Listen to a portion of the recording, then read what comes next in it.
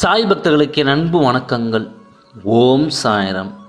என் அன்பு குழந்தையே, நீ அதிகம் மன அழுத்தத்தில் உள்ளாயா? அதை நான் அறிவேன். உன் மன அழுத்தத்திற்கான காரணத்தையும் நான் சொல்கிறேன். அதை தவறாமல் முழுமையாக கேள். இதுதான் உனக்கான பாதை. நீ சரியான பாதையில் சென்று கொண்டிருந்து அப்பொழுது அதில் சிலரால் தடுக்கப்படலாம். உனக்கான பாதையில் பலர் பயணிக்கலாம். நீ ஜெயிக்க வேண்டியதை மற்றவர்கள் கூட தட்டி பறித்து செல்லலாம். ஆனால் உனக்காக யாரும் நடக்க முடியாது. நீதான் நடந்தே ஆக வேண்டும்.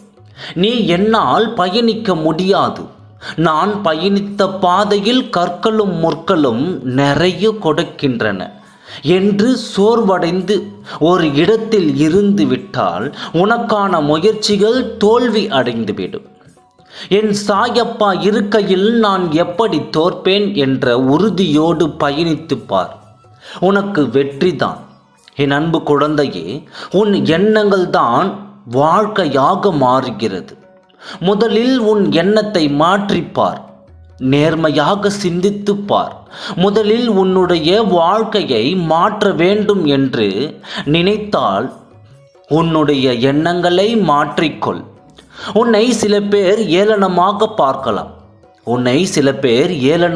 பார்க்கலாம். நீ அப்பொழுது ஒரு முடிவெடுத்திருக்கலாம். நம்மை ஏளனமாக பார்த்தவர்களை நம் கண்ணில் பார்க்கக்கூடாது என்று. அப்படி இருந்தால் உன்னுடைய வைராகியம் அங்கே தோற்று போய்விடும். அடிக்கடி அவர்களின் கண்முன் நின்று சென்று பார்.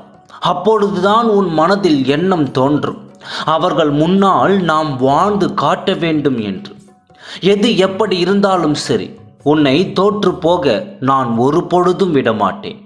என் செல்ல குழந்தைகள் என்னுடைய அரவணைப்பில் தான் வாழ்ந்து கொண்டிருக்கிறார்கள். அவர்களை எப்படி நான் தோற்று போக விடுவேன்? நீ செய்யும் ஒவ்வொரு செயலிலும் அர்ப்பணிப்போடு செய்து பார். நிச்சயம் அதில் உனக்கு வெற்றி கிடைக்கும். இது என்ன செயல், இது எப்படி செய்தால் என்ன என்று சோம்பேறித்தனமாக இருந்தால் அந்த செயலும் அப்படித்தான் முடிந்து போகும். நீ செய்யும் செயலில் முழு ஈடுபாட்டுடன் செய்து பார். என் மேல் பாரத்தை போட்டு செய்து பார். நிச்சயம் உனக்கு வெற்றியை அள்ளி அள்ளி தருவேன். நீ செய்யும் செயலில் ஜெயித்தாய், வெற்றி பெறுவாய். தோற்றால் அனுபவம் பெறுவாய். அதுபோலத்தான் உன் வாழ்க்கையும். எப்படி இருந்தாலும் அது நமக்கு பயனைத்தான் அளிக்கிறது. நீ வெற்றி பெற வேண்டும் என்று மனதில் நினைத்தால் மட்டும் போதாது. உன்னுடைய முயற்சியும் அங்கு பயிற்சியாக்க வேண்டும்.